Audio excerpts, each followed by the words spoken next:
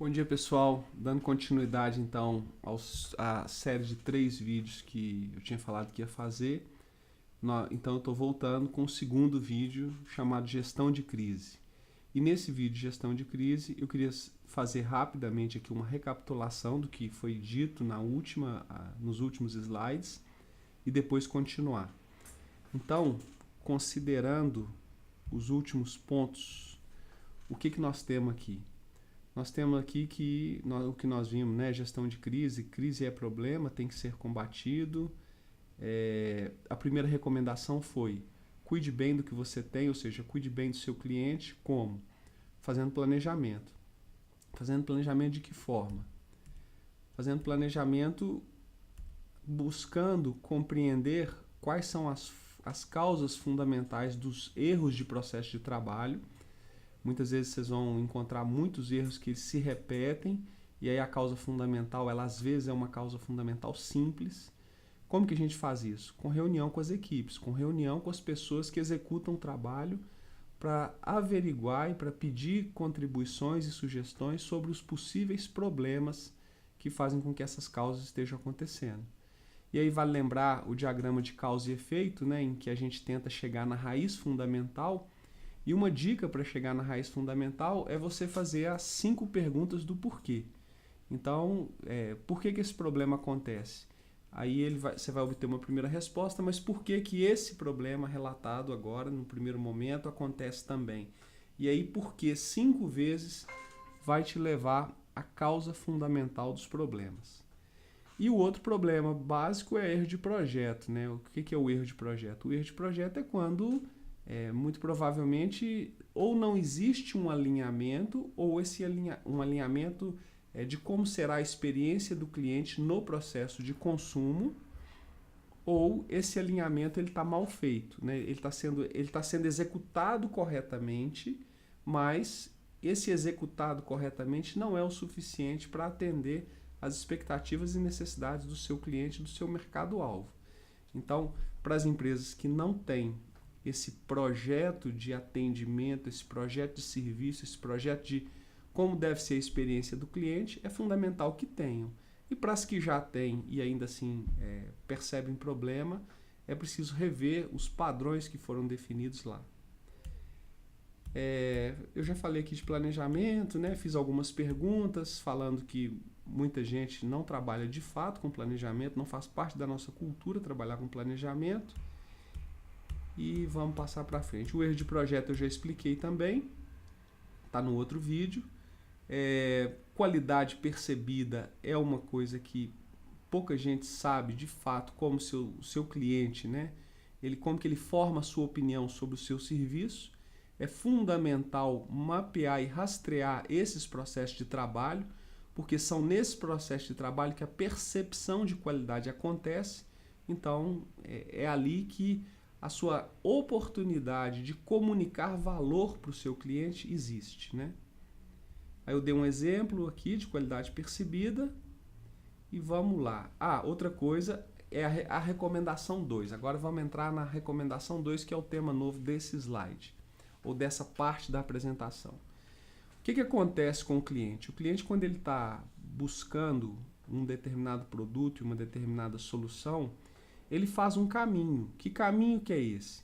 Ele faz um caminho que se inicia desde uma cotação ou de obter uma informação básica sobre o seu produto e serviço, até o levantamento de uma série de concorrentes, por exemplo, de empresas que ofertam aquele produto ou serviço, e aí a finalização do processo de decisão, que é escolher entre a empresa que você trabalha, ou a sua empresa, e outra empresa. Então, esse caminho ele é crítico. Por quê? Porque é nesse caminho que o processo de decisão vai se dar. Então, agora, para que uma empresa seja e se mantenha competitiva, o que ela tem que fazer?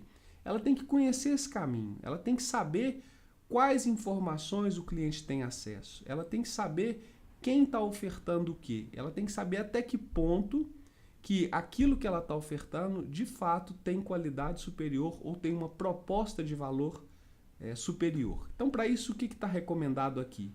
Garanta que a sua oferta é competitiva, ou seja, conheça o que o mercado está praticando.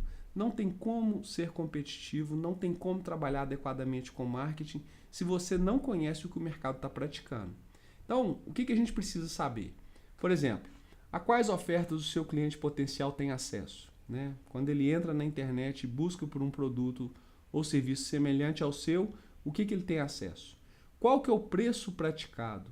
Quais são as condições de pagamento? Como que é a prestação de serviço? Como é o mix de produto? E aí eu venho aqui e faço a seguinte pergunta: como saber sobre isso? Para saber sobre isso, só tem uma maneira. É andar, andar, andar. Ou seja, ir até as empresas que oferecem e tomar conhecimento sobre como esse processo funciona, como ele acontece, como é o atendimento, como é o serviço. Em alguns casos, consumir, comprar, passar para o cliente e aí formar uma percepção sobre como que se dá o processo e como que os seus concorrentes estão atuando e como que eles estão trabalhando. Não tem outra maneira. Alguém pode dizer assim, mas eu não posso, não tenho tempo, não tenho condição. Ok, existem empresas especializadas em fazer esse tipo de serviço. Existem empresas que elas fazem, algumas inclusive fazem só isso. Elas vão até os seus concorrentes, fazem esse levantamento, trazem e propõem. Fala, olha, o concorrente A está trabalhando assim, o B, o C e o D. E aí te dá um mapa da concorrência. Recomendação 3. Avalie se há oportunidades não aproveitadas. Por quê? Essa recomendação ela é muito importante na medida em que, às vezes, quando a gente está fazendo um trabalho e chega num cliente, a gente começa a tentar entender a dinâmica, né? Por que ele está com aquele problema e o que está acontecendo e quais são as alternativas, quais são as possibilidades, para onde a gente pode correr. E aí o que a gente descobre é o seguinte: o cliente, às vezes, ele tem um banco de dados muito grande de ex-clientes. Ele tem um banco de dados que tem lá o nome do ex-cliente, o telefone, o e-mail, o endereço. E ele não faz nada com essa informação. Ele não toma nenhuma providência. Então, assim, se tem oportunidade não aproveitada dentro da estrutura da empresa, você tem que aproveitar essa oportunidade. Você tem que pegar essa informação. Você tem que entrar em contato com essas pessoas. Quer dizer, por que esses ex-clientes se tornaram ex-clientes? O que aconteceu? O que aconteceu que eles mudaram? Por que eles mudaram? E o que você pode fazer em relação a isso? Então, é preciso não perder oportunidades, né? Se a empresa possui esses clientes, e aí é fundamental ter um bom banco de dados com o cadastro de ex-clientes. E ao fazer a abordagem, aproveite um momento para saber por que o cliente deixou a empresa. É lógico, porque se você já vai fazer uma abordagem e essa abordagem ela visa tentar trazer o cliente, a primeira coisa no processo dessa abordagem tem que ser entender por que o cliente deixou de ser seu cliente. Porque a partir dessa compreensão, inclusive, você vai perceber a possibilidade de continuar no processo de reconquista ou não. Muitas vezes você vai perceber que o seu ex-cliente ele não tem assim, ele não está afim de conversar, que ele teve um problema muito sério, muito grave, vocês cometeram um erro, né, que ele não quer perdoar, e aí no processo de compreensão do problema, você nem vai importuná-lo. Ou seja, você começa a fazer a sondagem, faz algumas perguntas, pergunta por que ele deixou de ser, o que aconteceu, se ele teve algum problema. Dependendo do nível de resistência, você nem continua a abordagem, agradece e desliga. Na melhor das hipóteses, na pior das hipóteses, você vai ter uma pesquisa de mercado. Você vai ter informação confiável sobre esses clientes e o motivo deles terem deixado de ser cliente. Na melhor das hipóteses, você pode fazer uma reconquista. Você pode trazer um ex-cliente para ser cliente novamente.